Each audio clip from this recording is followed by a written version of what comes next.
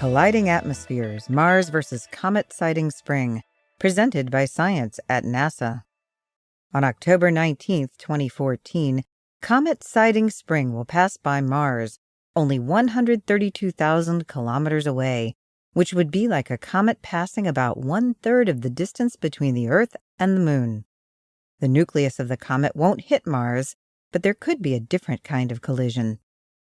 We hope to witness two atmospheres colliding, explains David Brain of the University of Colorado's Laboratory for Atmospheric and Space Physics, LASP.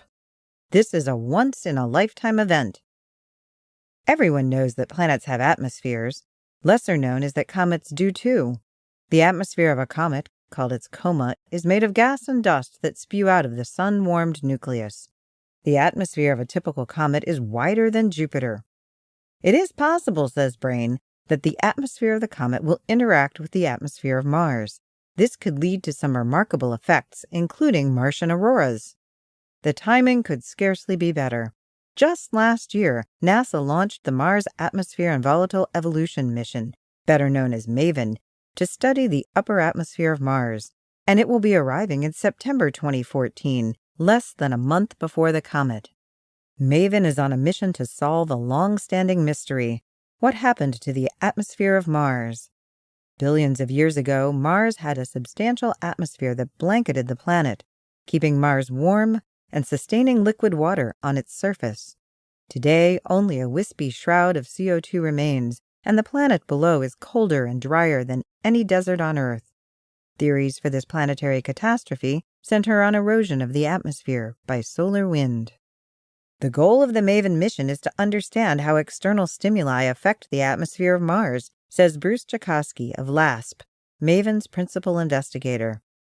Of course, when we planned the mission, we were thinking about the sun and the solar wind, but Comet Sighting Spring represents an opportunity to observe a natural experiment in which a perturbation is applied and we can see the response. Brain, who is a member of the MAVEN science team, thinks the comet could spark Martian auroras. Unlike Earth, which has a global magnetic field that shields our entire planet, Mars has a patchwork of magnetic umbrellas that sprout out of the surface in hundreds of places all around the planet. If Martian auroras occur, they would appear in the canopies of these magnetic umbrellas. That is the one thing that we will be looking for with both MAVEN and Hubble Space Telescope, says Brain. Any auroras we see will not only be neat, but also very useful as a diagnostic tool for how the comet and the Martian atmosphere have interacted. The atmosphere of the comet includes not only streamers of gas, but also dust and other debris blowing off the nucleus at 56 kilometers per second relative to Mars. At that velocity, even particles as small as 0.5 millimeter across could damage spacecraft.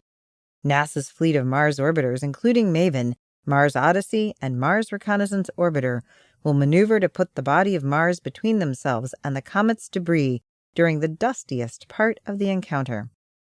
It's not yet clear whether any significant dust or gas will hit the Mars atmosphere, cautions Jakosky, but if it does, it would have the greatest effects on the upper atmosphere. Meteoroids disintegrating would deposit heat and temporarily alter the chemistry of upper air layers. The mixing of cometary and Martian gases could have further unpredictable effects. Although MAVEN will still be in a commissioning phase, it will use its full suite of instruments to monitor the Martian atmosphere for changes. By observing both before and after, we hope to determine what effects the comet dust and gas have on Mars, if any, says Jakosky.